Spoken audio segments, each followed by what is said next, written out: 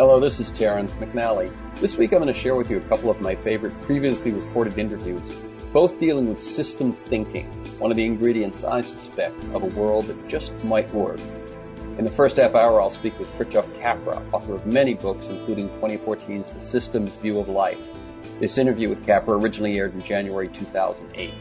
In the second half, my guest will be NORA BATESON, director of the documentary An Ecology of Mind, about her father, the late Gregory Bateson. I'm going to read a rather long quote to lead into today's conversation, so bear with me, if you will. Here's the quote.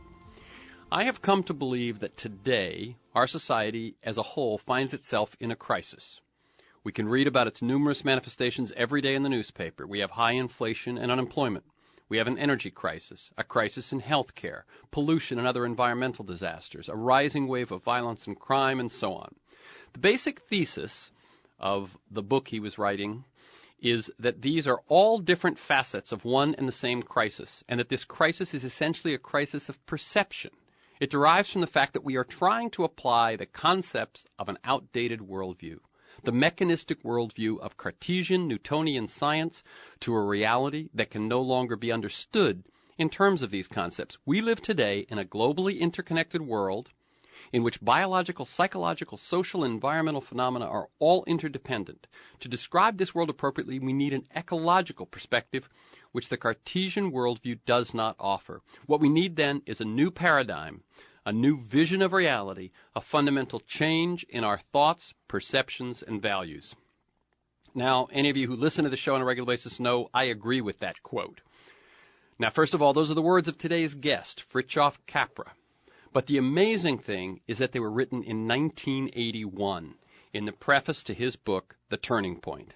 The Turning Point, I believe, is a remarkable book. I've read it more than once, and I've given it as a present several times. And we'll talk today about the power of worldviews and why so little has changed in 27 years.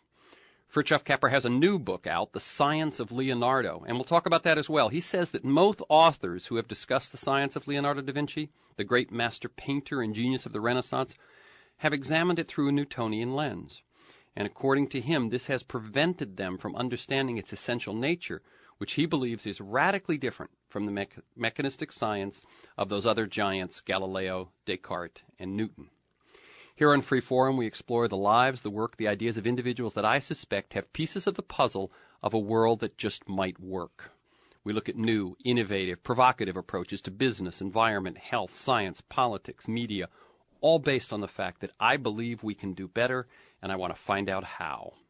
FRITJOF Capra is a founding director of the Center for Ecoliteracy in Berkeley, California, which promotes ecology and systems thinking in primary and secondary education.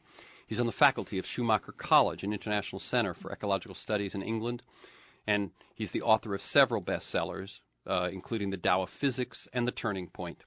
He also co-authored Green Politics and co-edited Steering Business Towards Sustainability. And his most recent book is the one that's just out, The Science of Leonardo. Welcome, FRITJOF Capra, to KPFK and Freeform. Hello, Terry. Yeah, thank you for having me on your show. As you know, I live in Berkeley, and I've been on KPFA numerous times, but I've never been down here in KPFK, and I'm very happy to finally do an interview here. Another turning point. Right. No, it's great to have you. As I think I said before we went on air, I've obviously, that book came out in 81, and as I said, I've read it more than once and actually have given, it's a rather thick book, but I've given it to people and said, here, this says a lot of what needs to be said, and have followed your thinking over the years, so it's really my pleasure as well when I saw you were going to be in town, and grabbed the chance to have you on. So one thing, I like listeners to get a feel for the people behind the ideas and the work when we start off. So let me ask you, how did a mild-mannered physicist become the author of books about worldviews and paradigm change? Well, it all began with my interest in philosophy. My father was a lawyer, but very well read and very interested in philosophy. And at home, we had a large library of philosophers. My mother was a poet. And both my parents were very interested in art and, dragged my brother and me through all the museums in Italy when we were around 10 or 12. So when I became a scientist and studied physics in Vienna, immediately I was interested in the philosophy of science, and I was very influenced by a book by Werner Heisenberg, one of the founders of atomic physics, quantum physics.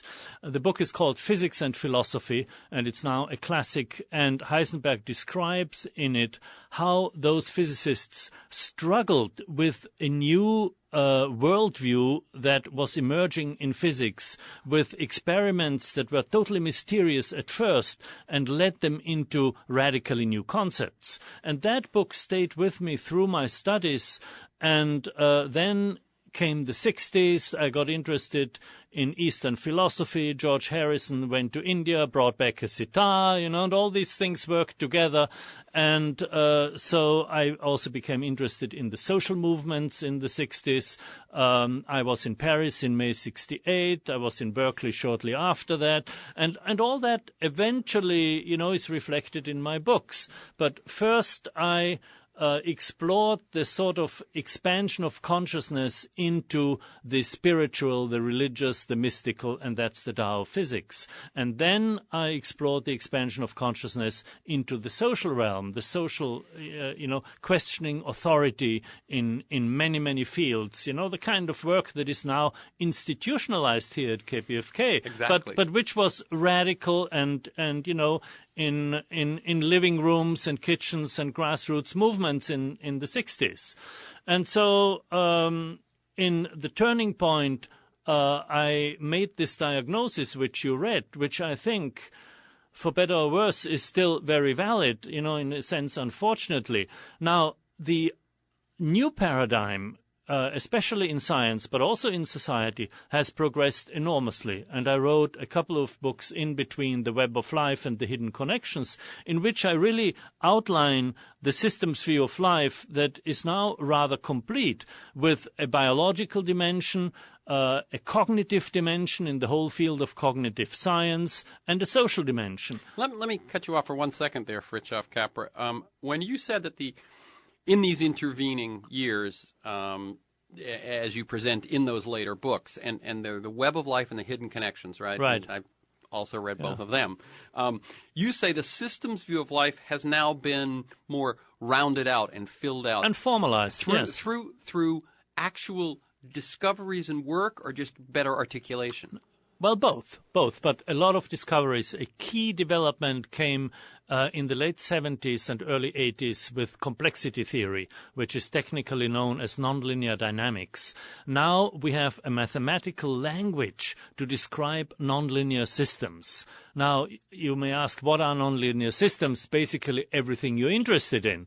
Living organisms are non-living systems. The economy is a non-living system. Society, wait, you said community. non-living, you meant non-linear. Non-linear, sorry. Right. The economy is a non-linear, and they're all living systems, right? Exactly. And that's why they are non-linear. And this connection between life and non-linearity, mathematically, if you want to describe it mathematically, was the big breakthrough around 1980. So, in other words, a couple of things I want to respond to that. One is that when you wrote the book, The Tao of Physics, and the book, The Turning Point, and you mentioned that you worked on The Turning Point for 6 years. So a lot of time you're working on that. This field hasn't really fleshed itself out yet. You're writing about something which calls for complexity theory before complexity theory has been articulated. And I sort of cobbled together a chapter which I called the systems view of life. I sort of took things from all parts, but it's not a coherent theory. Now, 20 years later, I could write The Hidden Connections, where this synthesis that I'm now proposing is much more coherent and much more founded on actual science. Okay, very good. The other thing I was going to say is, let's go to this question, and it's one of the big questions that I've been asking for many years, which is, I will state to people, preface, reality is not dead, mechanical, or separate. But reality is alive, evolving, and composed of interdependent systems. Absolutely. And when I've had Kenny Osabel of the Bioneers, I say that's basically the premise of the Bioneers conferences, isn't it? Right. So I believe that such a worldview has been shared by indigenous peoples for millennia.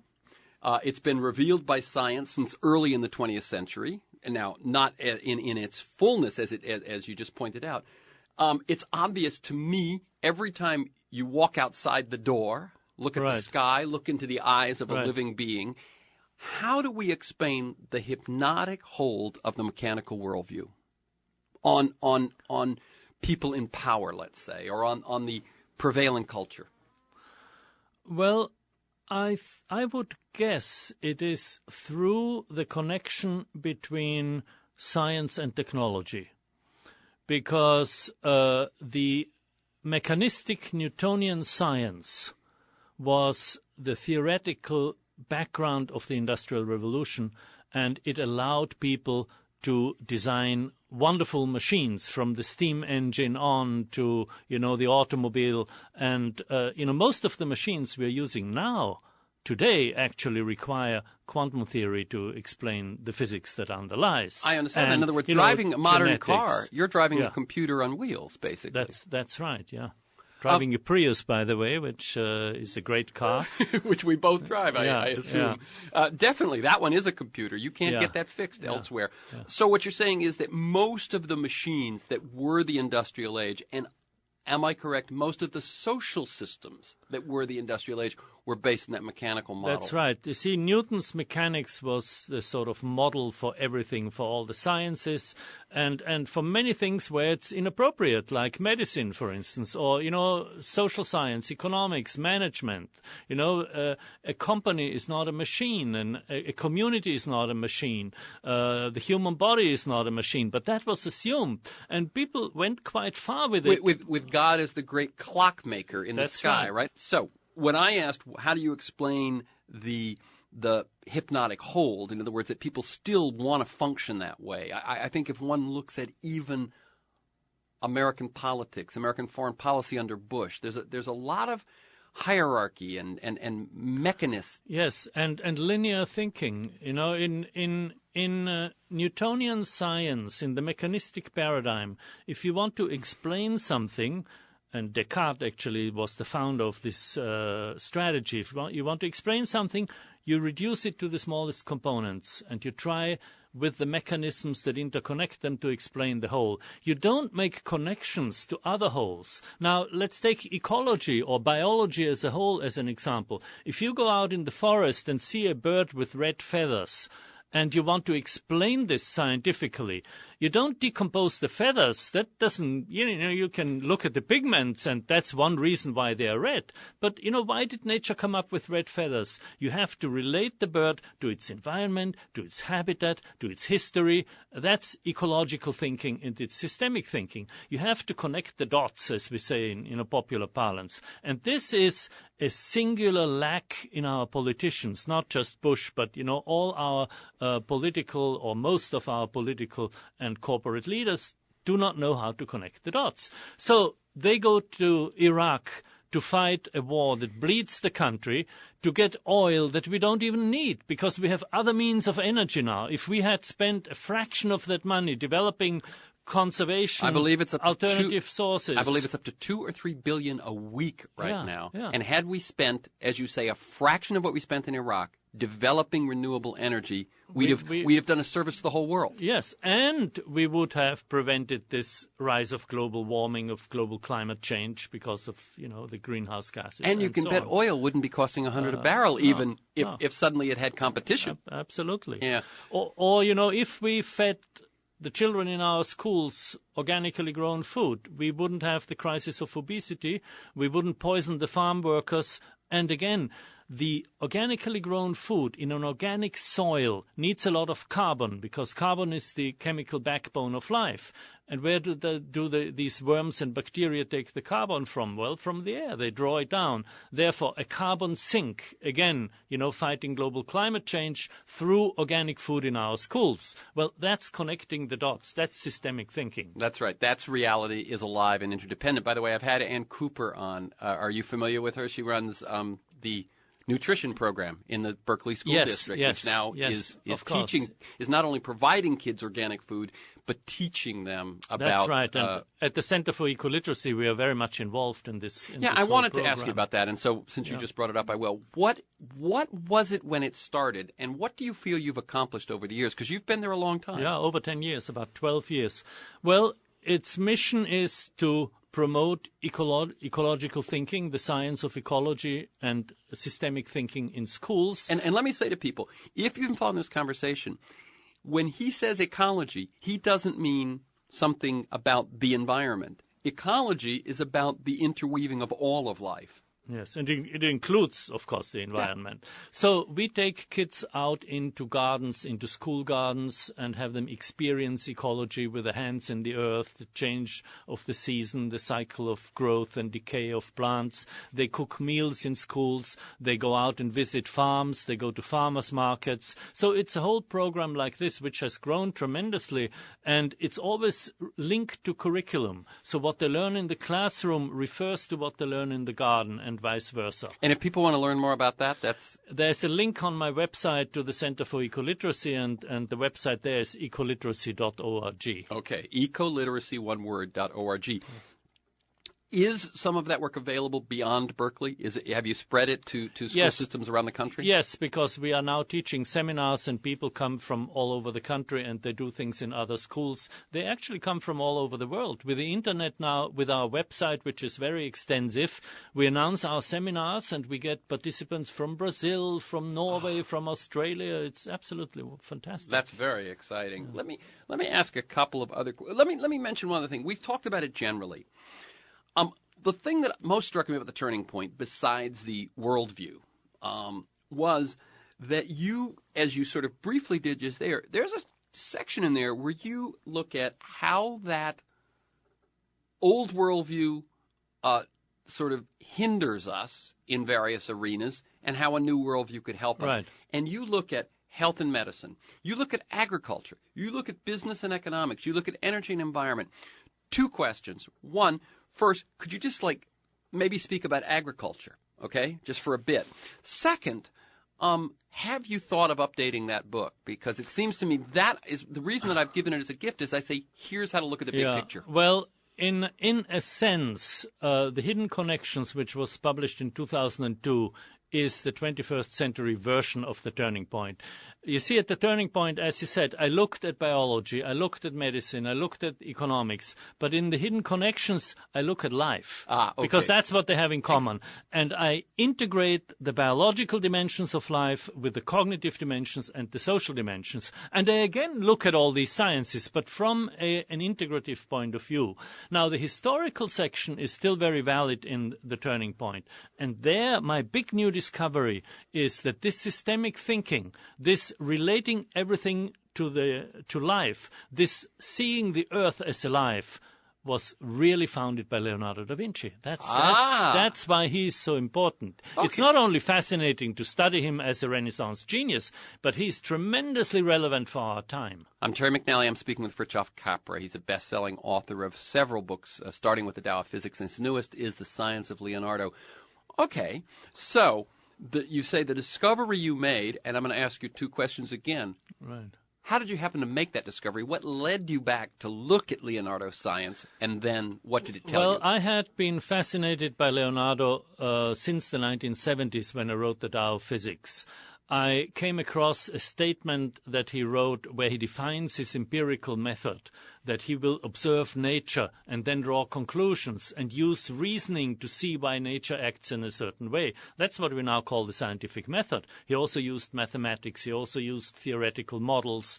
And ever since that time, I thought he should really be interpreted from the point of view of our modern science of life, our complexity theory. And it took me 20, 30 years to get around to doing it. Right. I think you even say that you have a quote from him early in the Tao of Physics, right? No, it was in, yes, that's right. Yeah. And that's now the epitaph of the new book.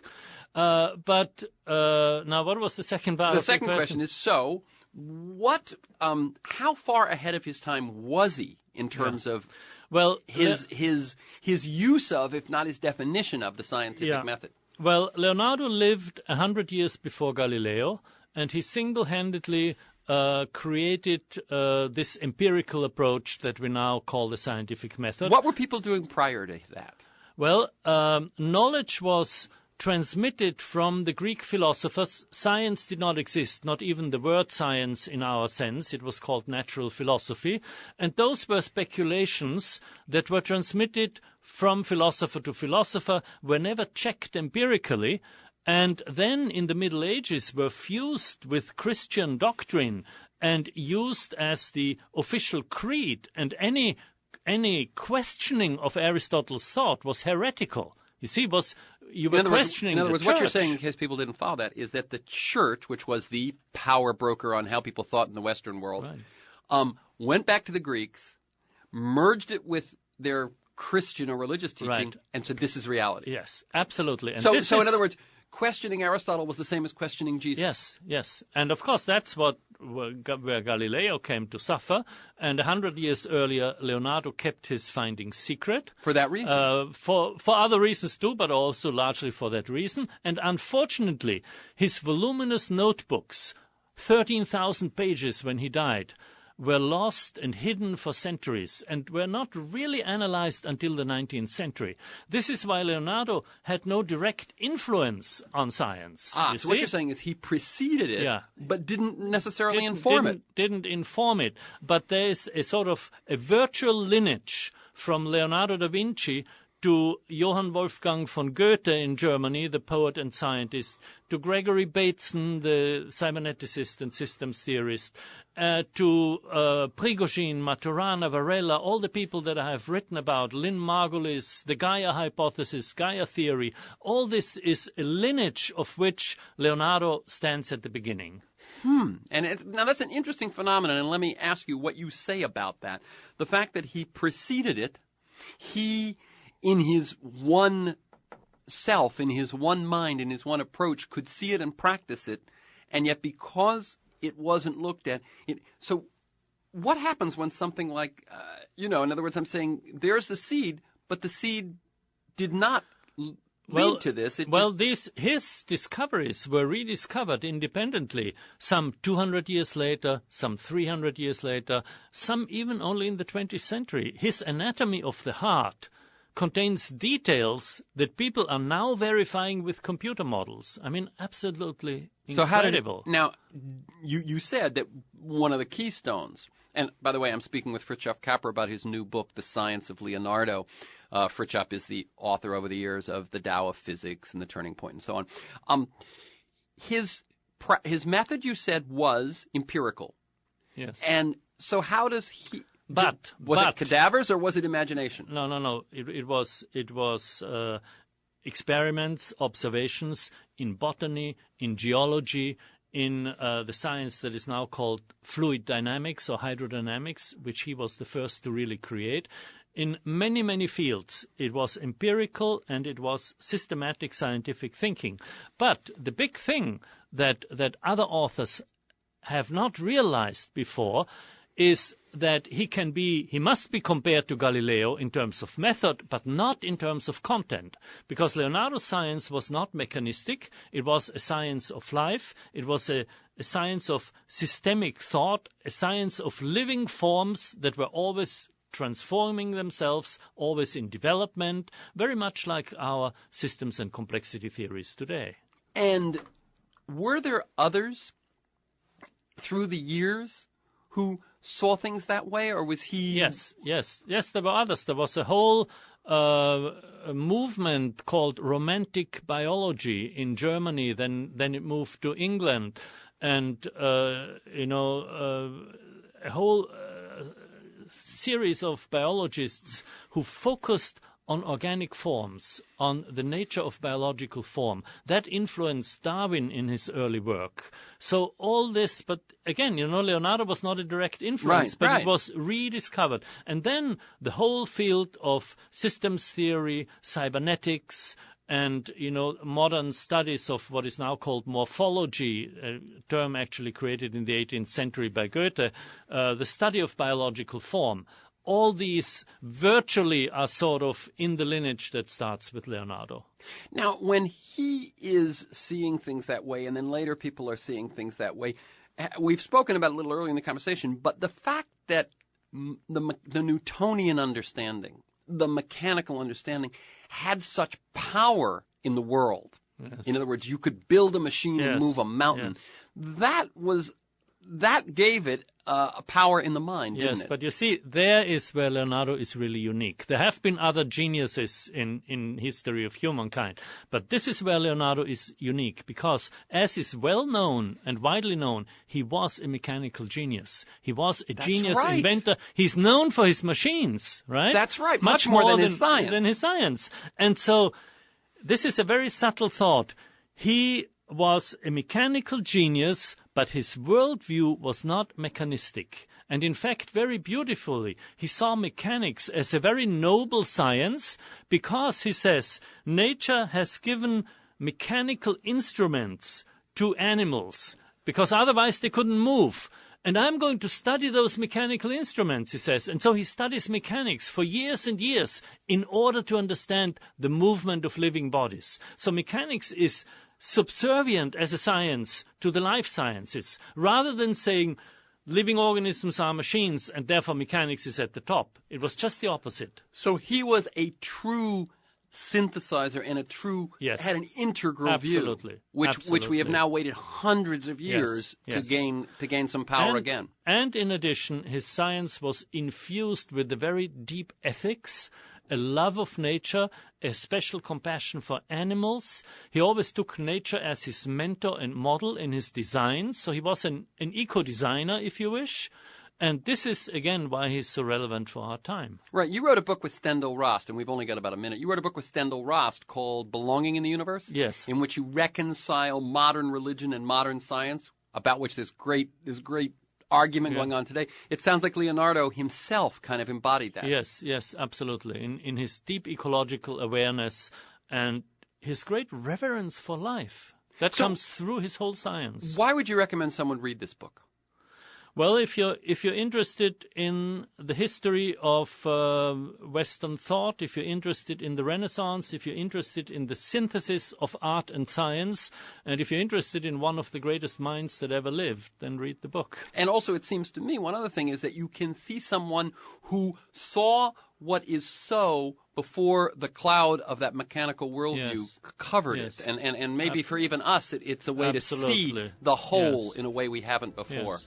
So again, the book is The Science of Leonardo. The earlier books, which I highly recommend as well, include The Tao of Physics, The Turning Point, and The Web of Life.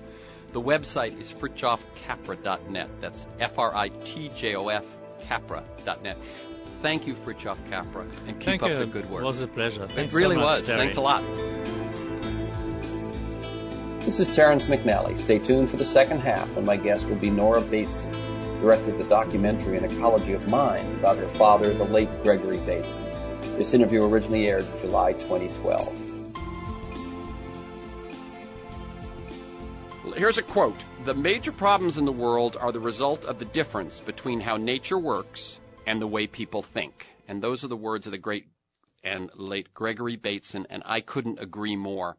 In the next half of the show, I'm going to be joined by Nora Bateson to talk about the documentary An Ecology of Mind, subtitled A Daughter's Portrait of Gregory Bateson. It tells us about the unique anthropologist, philosopher, author, naturalist, systems theorist, who I believe was ahead of his time in seeing that reality is made up not of things or even of ideas, but of relationships. The relationships among things, elements, ideas, movements, thoughts, you name it. It's about the relationships. And Nora's film will introduce Bateson to a new generation and remind many of us, myself included, of the impact her father had in the 60s and 70s on the way a lot of people perceive the world. As I watched the documentary, I just kept going, oh, that is the way I see things. And Bateson was one of the first people to articulate it. The film features interviews with California Governor Jerry Brown, physicist and systems theorist FRITJOF Capra, Whole Earth Catalog creator Stuart Brand, and Nora's sister, the anthropologist Mary Catherine Bateson. Nora Bateson is a media producer and educator. Her work includes documentaries, multimedia productions, magazine columns, and developing curriculum for elementary and high school students. Welcome, Nora Bateson, to Freeforum. Hi, it's nice to be here. I like listeners to get a feel for the people behind the work and the ideas that we talk about. So could you talk briefly about your path to the work that you do today, not just this film, but whatever you consider your wider work, and feel free to cite mentors or turning points? Okay, well, that's an interesting question. Sometimes people ask me, when did I start making this film? And I think the only really honest answer that I can give to that is probably the day I was born, because my work is really about something that I saw in my dad's work, but also that I've seen in other people's work. Some are artists, some are scientists, some are mathematicians, authors, etc. And that is that the world that we live in is an integrated system within systems, sort of complex and elaborate set of variables. And there are ways in which you can study that are stupefying and paralyzing, and ways in which you can engage and study it that are inspiring and beautiful.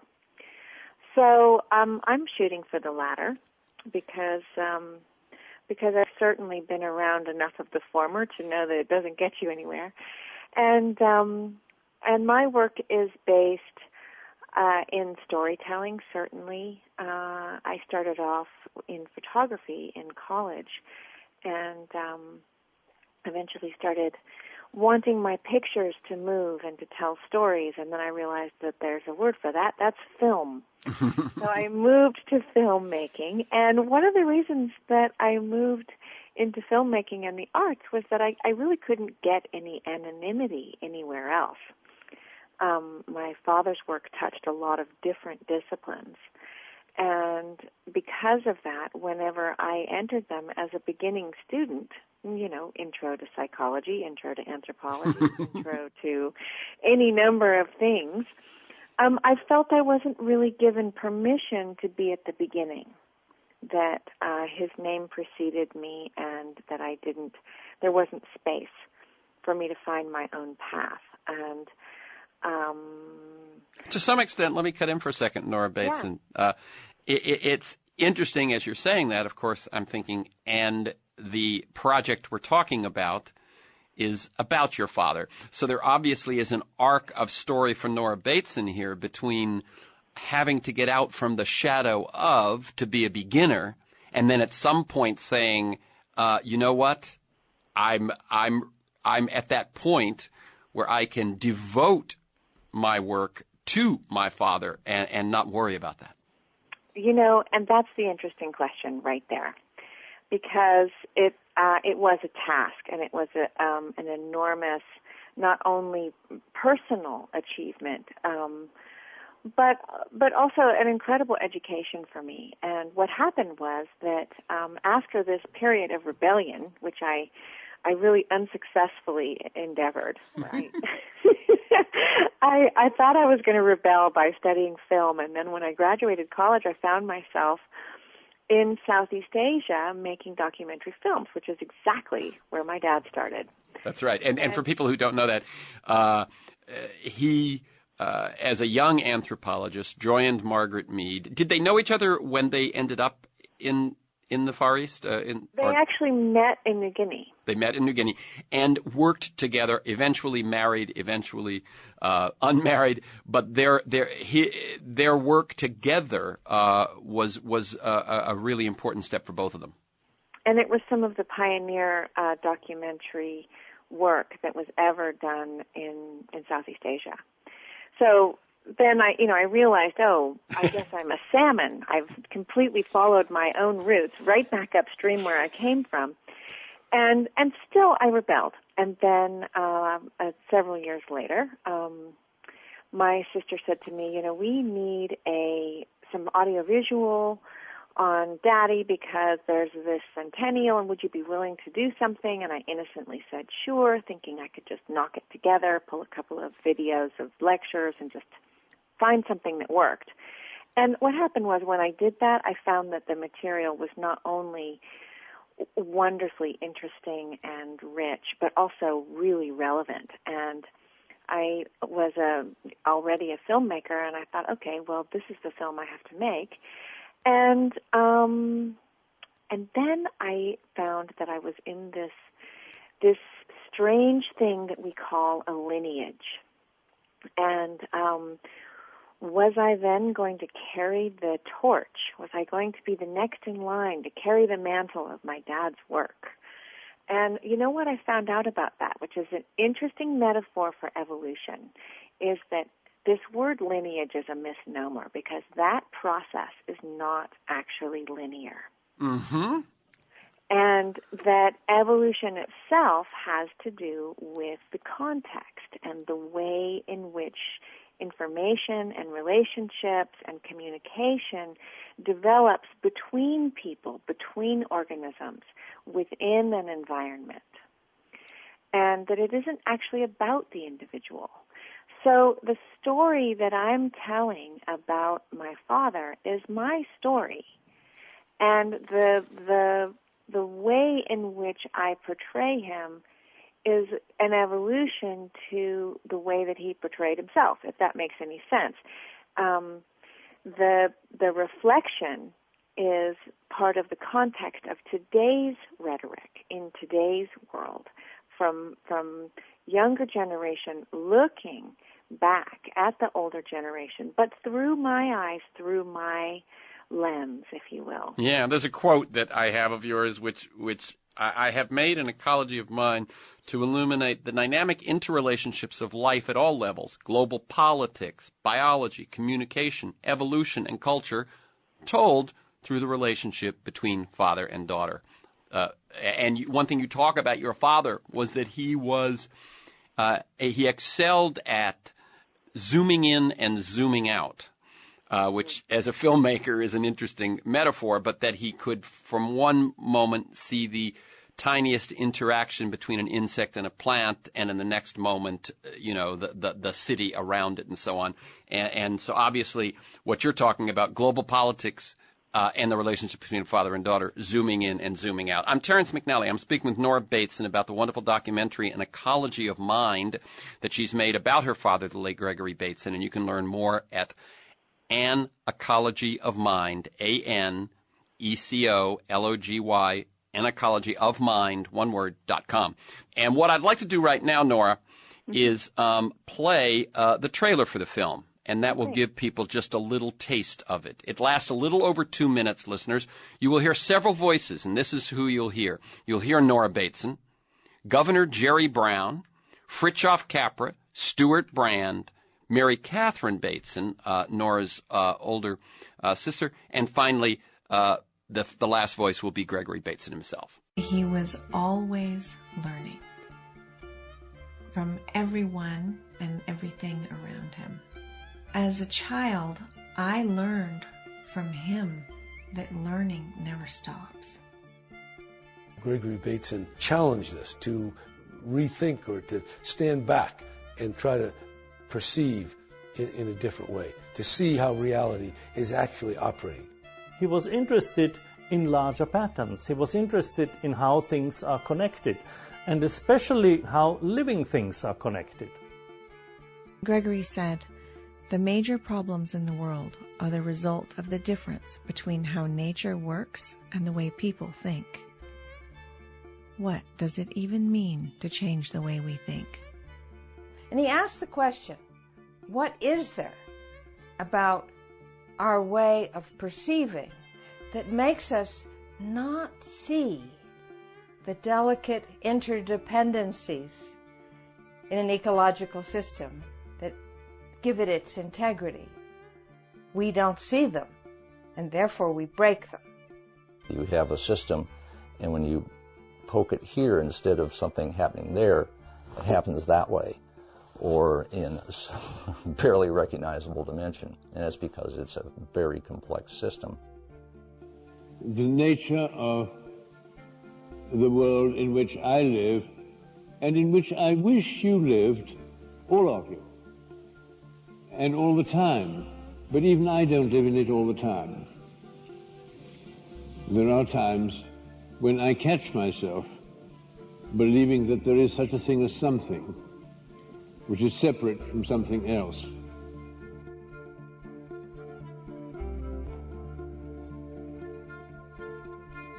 Okay, so that is the trailer to the documentary, An Ecology of Mind, a daughter's portrait of Gregory Bateson. Nora, how can people get this DVD? The DVD is mostly available right now for institutional use through Bullfrog Films, and that means that you can buy an expensive copy to show in group formats for classes and things like that, and it'll be available to the general public later on, but I don't think it's in the too distant future. So Bullfrog Films is the distributor, and if they want to stay abreast of when it might be more widely available, they could also go to anecologyofmind.com. That's right. And the Facebook site also, which is just An Ecology of Mind, is another probably more useful version because it's easier for me to get the information up there. And so that's generally the most current. Because it's easier for you to update, right? That's right. Right. Okay. So, and that would just be An Ecology of Mind in Facebook, right? That's right. Okay. Very good. Anything you want to say about what we just heard in the trailer? Well, I guess I would love to go. There is one thing, and I love what my sister says in that about how the world is made of delicate interdependencies that we don't see. And because we don't see them, we tend to break them. And I think that's a really important and generous statement. It gives us a little bit of room to grow into and to say, well, okay, now how can we begin to look at those interdependencies? How can we begin to have that be part of our perception when so much of our cultural understanding and the sort of the seductiveness of linear causality in our education and everything else pushes us to see not the relationships or the communication within the relationships, but instead the things.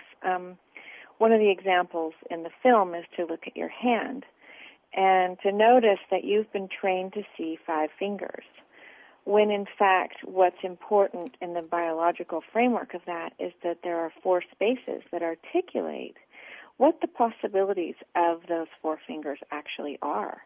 Otherwise, if you put them all together, you have a paddle, right? Yeah. Or that whole thing about the opposable thumb, right? That's right. If you're just counting digits, that opposable doesn't matter. That's right, and it becomes about, in all forms of life, whether you're talking about a pond or a school or a nation or even our geopolitical system, what you're really talking about is the interrelationships that hold it together. Yeah. And those interrelationships actually define whatever the things are, whether they're people or, trees in a rainforest or insects or different kinds of algae in a pond. They're in an interrelationship, and that's what gives it its integrity. And so how can we learn to see that integrity so we don't squash it? Yeah, I just wanted to say that the one note I took while listening to the trailer was exactly that quote, your sister's quote, because as you say, and I want to go back to one thing you said, which you said it was, did you say forgiving? Generous. And what I think you meant was that it's not because we are evil that we make some of these mistakes. It's that our perception, for whatever reasons, as so much influenced by culture, focuses on the separate things rather than the intangible, invisible, but so influential relationships. Right, which means that to move through to another level of being able to perceive, we don't have to first deal with the fact that we're evil, because we're not. Right. Which I know that sounds trivial, but actually it's a huge step to be benevolent to begin with and just sort of work toward another level of perception. Yeah, there's a great quote which is in the film by your father, in which he points out that the world of separate disciplines and fields of study in which one is tested on true or false quizzes has nothing to do with the way the world actually is. And as we know, academia government policy, all of these sorts of things tries so much to handle reality through separation and silos and analysis, which, as it turns out, are crude and often unhelpful tools for seamless existence. Now, is that one of the reasons, and I assume it is, that your father studied and worked in so many different fields? It is exactly that. And I think it's really relevant right now. I've been traveling with this film for the last year in all parts of the world, and interestingly, all the different groups of people who have been influenced by his work have sort of in one pocket or another brought me in to do talks or seminars. And what I've found as I've gone from designers in Berlin, anthropologists in Brazil, to actually Sardinian architects in Glasgow, that was a good one, family therapists in Rome, etc., is that the silos that you were talking about a second ago, those silos are full. That in each discipline, what I'm seeing is, as this sort of privileged tour, as an interloper through all these different disciplines, which really most people don't get to do. It's been an incredible opportunity for me. Is that they're full, that everyone is wondering how to bring their discipline, their field of knowledge to the next level. And the next level is really about integration. It's about the fact that you can't look at ecology without looking at culture and psychology and education and the way that food is grown and the way, there is no place that you can look that is not connected to everything, that isn't in relationship, and that integrity isn't there in the relationship. And so the question of where do we go from here, I think, really starts with how do we start to generate rhetoric and context for studying and sharing ideas in an integrated way, because our disciplines are blocked from each other, and they just are. Yeah, in other words, people build higher and higher towers, or they burrow deeper and deeper into a field, but in fact there's an initial error at the beginning of those journeys. Exactly. Which means no matter how far you go and how good you are at it, you are, if you are staying in that adopted reality of separation, you're not in sync with what you're actually trying to deal with. That's right, and that's where that quote comes from that you began with, which is the major problems in the world are the difference between the way nature works and the way people think. And I mean, that to me is the if there were a bumper sticker for all of what I've learned in preparing for this interview and going back and looking at the documentary and rereading some of Gregory Bateson, it's that one. And I as you were talking, I was thinking biomimicry, which is beginning to blossom and grow as a field of design, as a field of exploration. If you're not aware of it, I did a show a few weeks ago on the Wyss Institute for Biologically Inspired Engineering at Harvard. Mm-hmm. And if you're not aware of it, check it out. It's WYSS. What is remarkable about it is, one, that they are doing biologically inspired engineering. They are looking at what nature does and then seeing how could we do that as well. But the other thing is, the largest single gift to Harvard was to set up this institute. I like that. And mm-hmm. Second, that in the formation of it, it is the biology department, the engineering department, the design department, the business school, the economics department. It is the most interdisciplinary, and brought in actually a lot of young corporate startup types as well, because the notion was, let's get what we're doing and get it out there. To me, that the most established academic institution in this country, at least Harvard, is doing that is a good sign. I think that is a good sign, and I think it's, the thing is that while we learn to, if you will, apprentice from nature, which is I think a term that comes from Schumacher, that there's something else at hand, which is to be careful that we don't just use that knowledge to further our sort of consumer habits. Exactly, because that would be missing the deeper lesson of nature. That's right. Which is that there is no waste, which is everything exists in relationship to other things, and that there is no such thing as side effects. Everything is a consequence of the way things are interdependent. And if things are interdependent and in interrelationship, what does it actually mean to own something?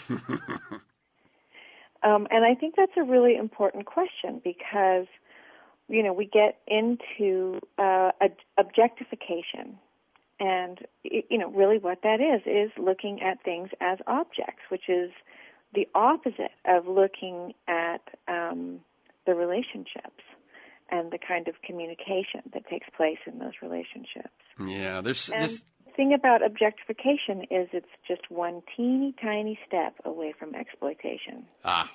Very good. You do have a quote there from, and we're going to have to close this, but you have, when Jerry Brown is speaking, he talks about we now find ourselves in a situation of social inequality. The proposed solution is to grow the economy. However, the result of growing the economy is more inequality. The rich get richer. Somehow we must break out of the level of consciousness that contains this contradiction.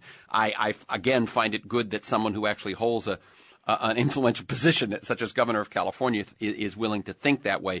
But I think we are at the beginning, or the early chapters of this new discovery that your father, this new way of seeing the world and interacting with it, that your father, I think, was one of the initial explorers.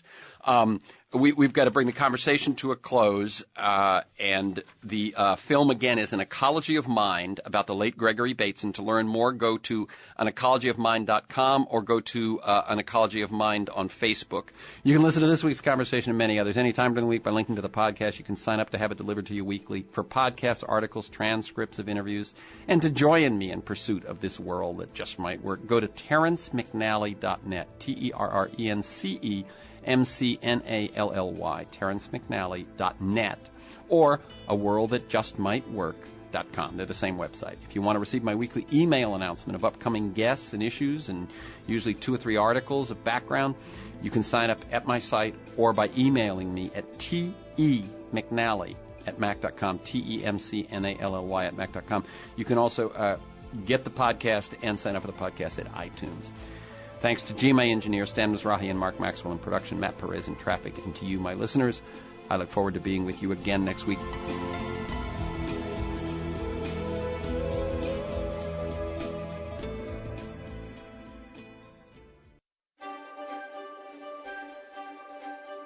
Tom Hartman here on the best of the rest of economic and labor news.